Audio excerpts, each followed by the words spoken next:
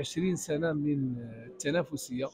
اليوم كل الفضل يرجع صاحب الجلالة جلالة الملك محمد السادس نصره الله لهذه النهضة اللي كتعرفها جهة الشرق. يعني سنة 2003 احنا بالنسبة لنا كان هو الميلاد ديال الجهة ديال الشرق. اليوم الجهة أصبحت أكثر تنافسية. الدليل على ذلك أن هناك الحمد لله بدأت تستقطب عدة استثمارات كبرى، ولا سيما ما شاء الله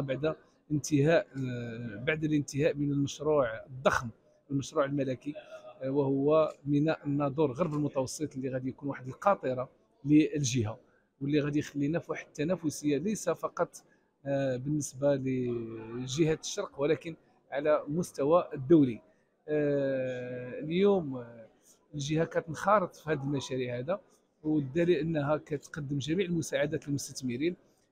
والاستوطان ديال شركه ابتي في الشركه الامريكيه للكابلاج هذا هو دليل على ان هناك مجهود كبير كيدار. هناك كذلك ان شاء الله في الاشهر المقبله هناك مشاريع كبرى واستثمارات كبرى اللي غادي تكون بمدينه الناظور وباقي الاقاليم ان شاء الله ديال الجهه ديالنا. وشكرا.